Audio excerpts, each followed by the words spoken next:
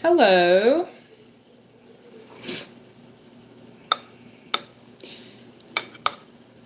Where is the chats? I've never done this before. I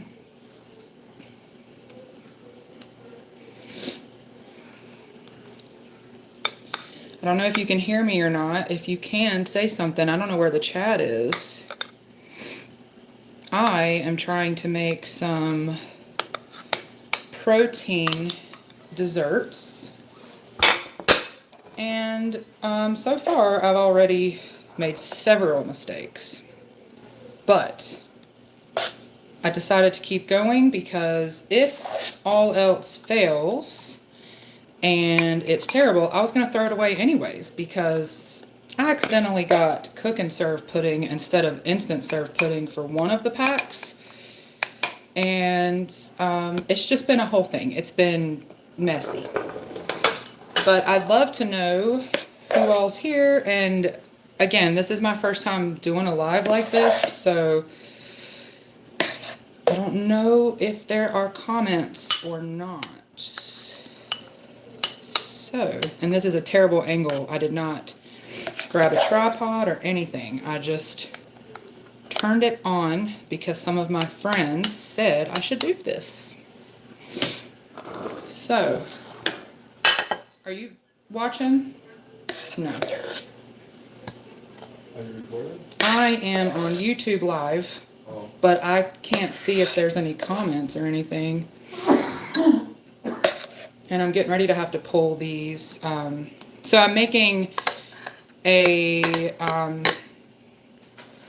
chocolate protein pudding that will have PB2 sauce on top and whipped cream and some, like, I think it calls for 2 Oreos crumpled up per dish.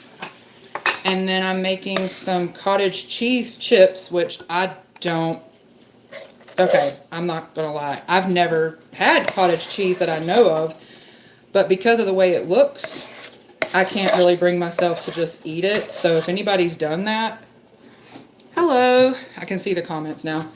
If anybody's just taken the leap after 30 something years of not having cottage cheese and you've liked it, let me know. So I'm making cottage cheese chips and we'll see how it goes. I'm gonna pull them out of the oven. I've also got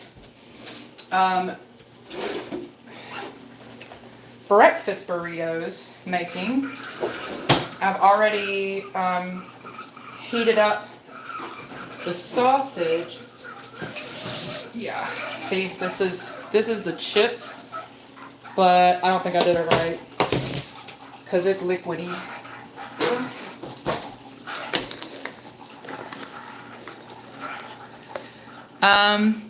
I'm not sure what Pichu is.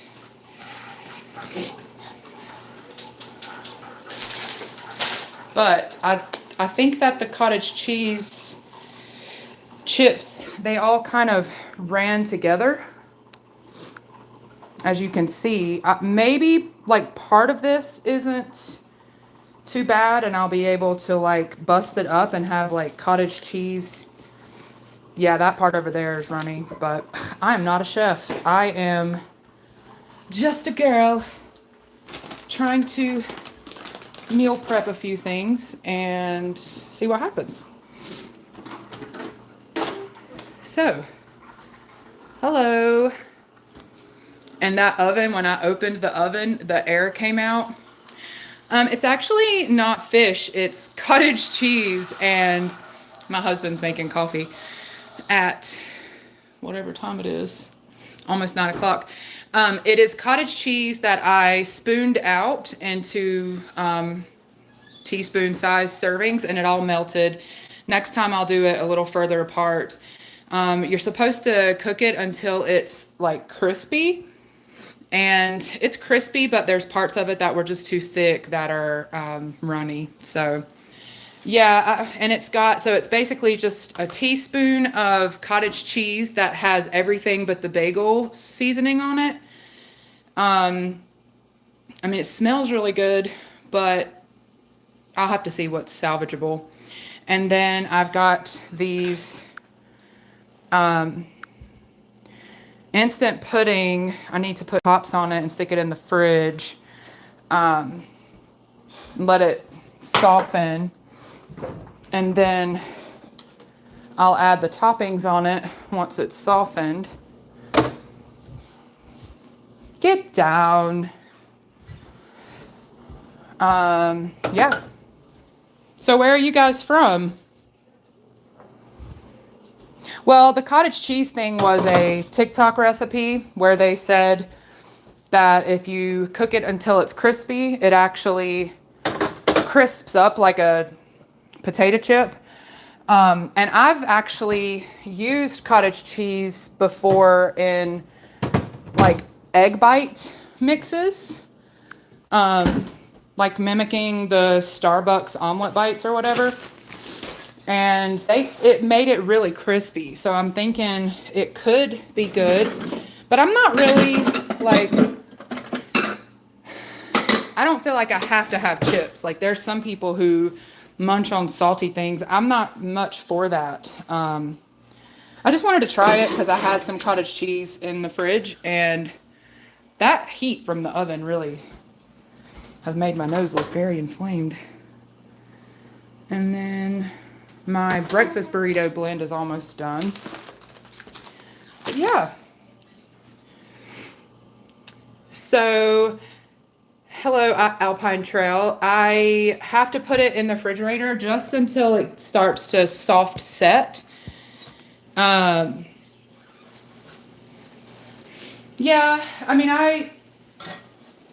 I know that a lot of people eat it that way, but if you look at the ingredients in the Dunkin' Donuts and Starbucks omelet bites, they have cottage cheese and they bake them. And there's actually a lot of like casserole type recipes that have cottage cheese and they bake them. So I don't know how long. Let's see. It says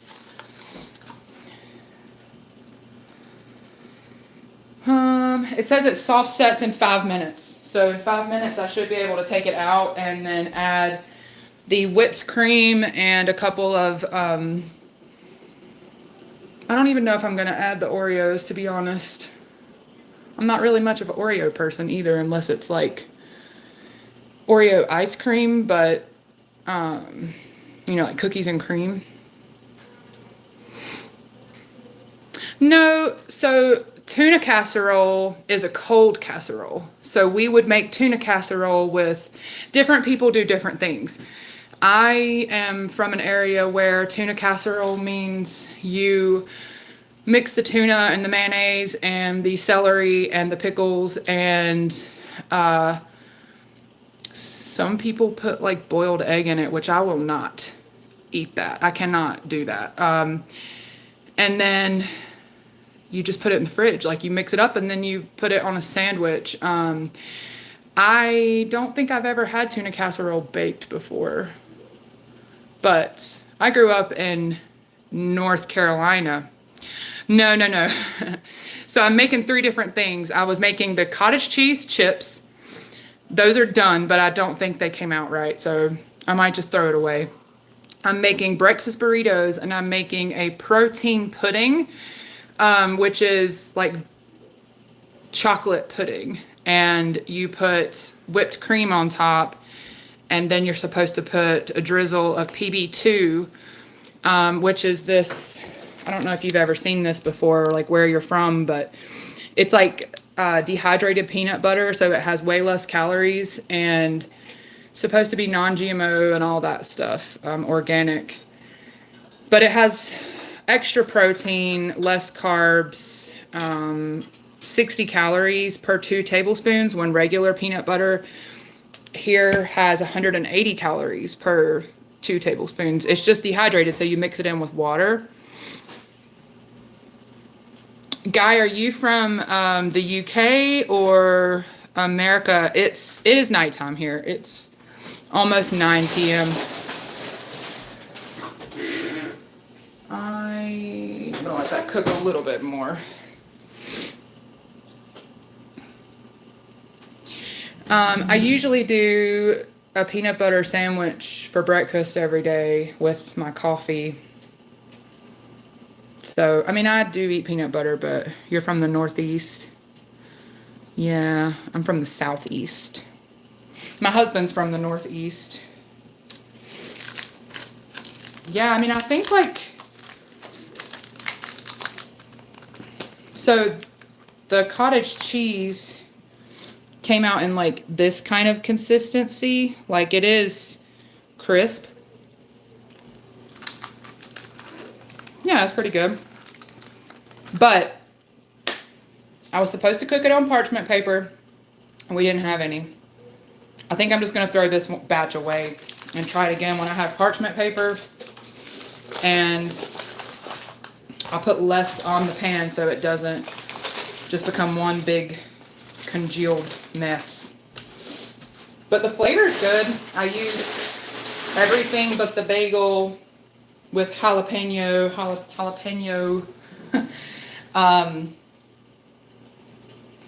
seasoning.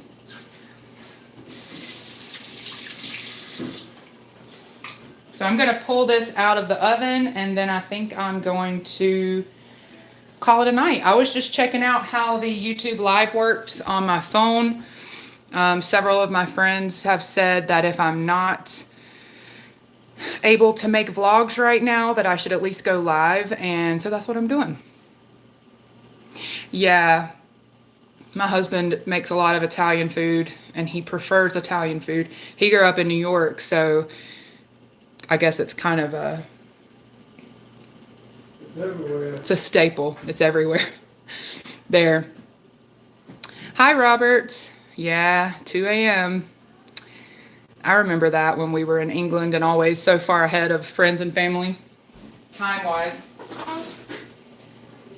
Tell you what, though, daylight savings time really messes with us. We don't like to go out and about at night because it's so dark. It gets dark at like... I'm complaining that it gets dark at 5, but I remember in England it would get dark at 2:45. So we at least have till 5 p.m. before it gets super dark.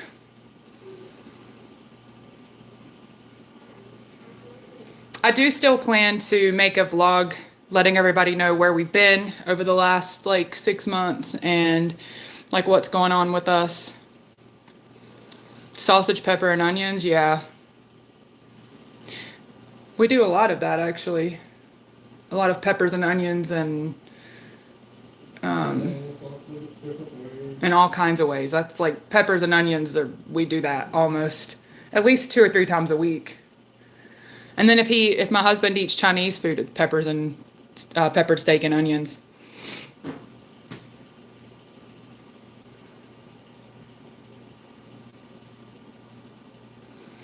We would love to come back to England.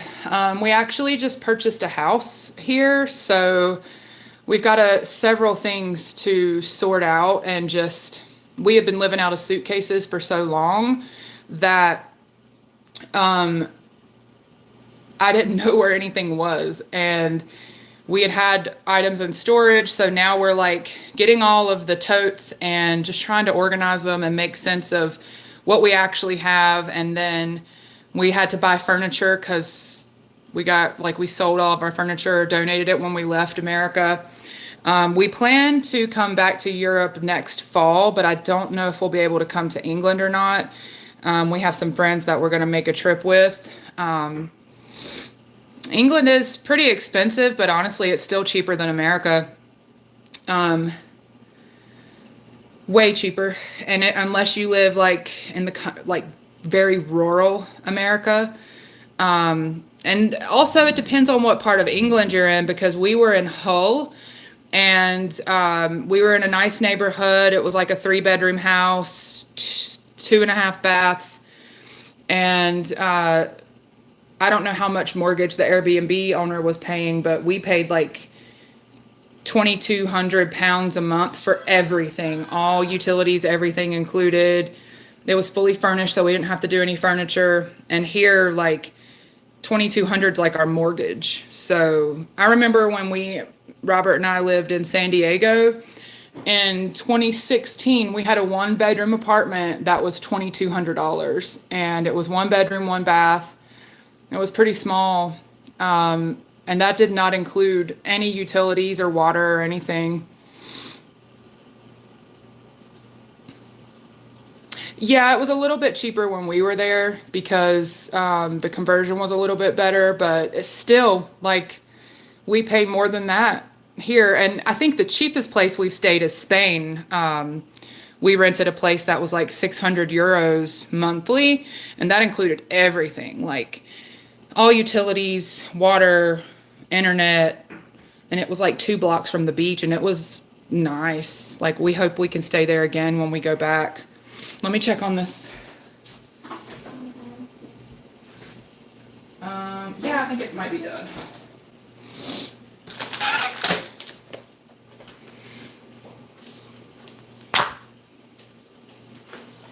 Again, for anybody who doesn't know me, who's new here, I am not a chef. I'm not even the main cook in our house. My husband is the best at it. I just am trying to pre-make some of my meals so that I eat better nutrients during the day, because usually I just get so busy that I don't eat at all, and then I'm super hungry. Let me temp this out.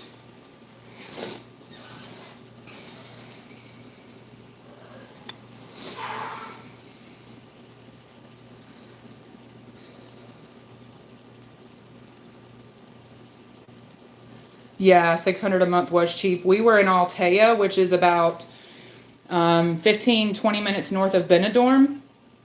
And if you go through Airbnb, then you're going to pay a lot more. But we went through local realtors who were able to give us a really good deal, kind of off market, because it was a long-term stay. And that was just really nice. It was very helpful.